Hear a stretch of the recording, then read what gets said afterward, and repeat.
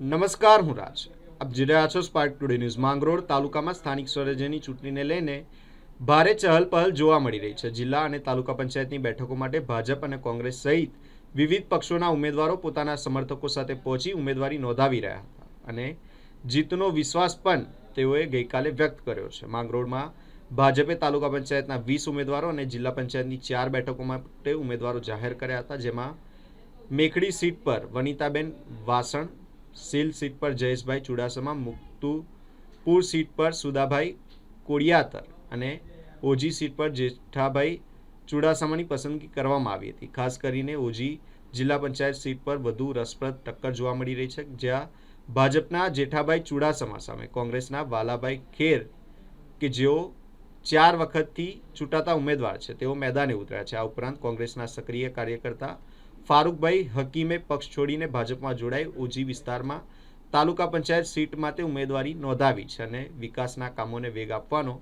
વિશ્વાસ પણ વ્યક્ત કર્યો છે. માંગરોળ તાલુકામાં ભારતીય જનતા પાર્ટીએ તાલુકા પંચાયતના 20 ઉમેદવારો અને જિલ્લા પંચાયતના 4 ઉમેદવારોને ટિકિટ આપવામાં આવેલી છે, જેના આજ ફોર્મ ભરવામાં આવ્યા છે અને મોટી સંખ્યામાં તમામ સમાજના આગેવાનો, તાલુકા ભાજપનું, શહેર ભાજપનું સંગઠન સહિત ગામડામાંથી મોટી સંખ્યામાં લોકો હાજર રહ્યા હતા અને એની રૂબરૂમાં આજે ફોર્મ ભરવામાં આવ્યા અને અમે વિશ્વાસ વ્યક્ત કરીએ કે તાલુકા પંચાયતની 20 સીટ અને જિલ્લા પંચાયતની 4 સીટમાં અમારો વિજય થશે એવી અમે વિશ્વાસ વ્યક્ત કરીએ. નીતિની વાત કરીએ તો પ્રજા ત્રાહિમામ છે, પ્રજા થાકી ગઈ છે. આ વખતે માહોલ એવો બન્યો છે કે પ્રજા કોંગ્રેસ તરફી વધારે જોગ છે, એટલે અમારી દ્રષ્ટિએ જિલ્લા પંચાયત અને તાલુકા પંચાયતમાં અમે સ્પષ્ટ બહુમતી પ્રાપ્ત કરી અને લોકો અમારામાં વિશ્વાસ સંપાદન કર્યો છે. લોકો થાકી ગયા છે, એટલે અમને આ વખતે આશા અને અપેક્ષા છે કે અમે વધારેમાં વધારે અને મેક્સિમમ વધારેમાં વધારે સીટો આ વખતે તાલુકા જિલ્લા પંચાયતની અમે લાવ.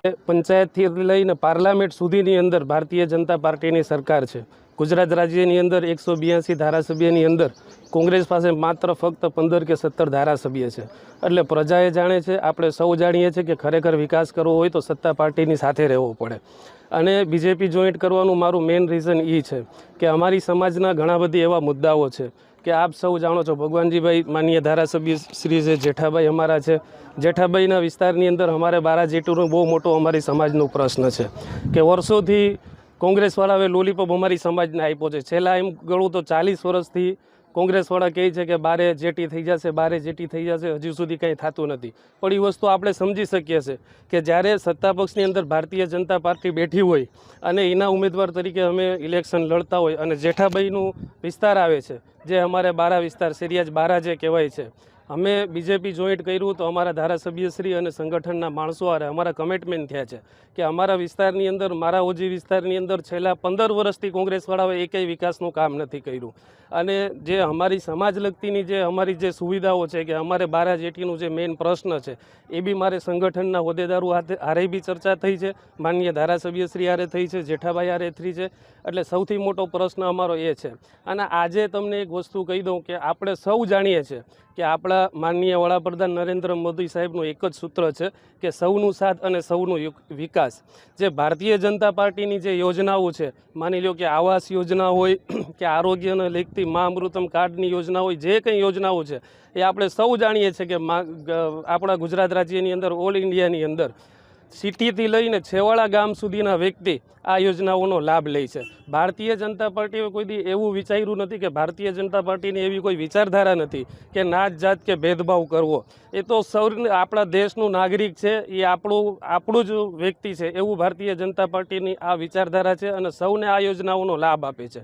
વાત રહી અમારા મુસ્લિમ સમાજની, તો આપ સૌ જાણો છો કે માંગરોળ નગરપાલિકાની અંદર હમણાં ઇલેક્શન થયું ત્યારે અમારા મુસ્લિમ સમાજના 4 ઉમેદવારોએ ભારતીય જનતા પાર્ટીને સપોર્ટ આપી અને માંગરોળ નગરપાલિકાની અંદર ભારતીય જનતા પાર્ટીનું પ્રમુખ તરીકે માંગરોળ નગરપાલિકાની અંદર પ્રમુખ તરીકે ભારતીય જનતા પાર્ટીના ઉમેદવારને ટેકો આપી અને પ્રમુખ બનાવ્યા છે.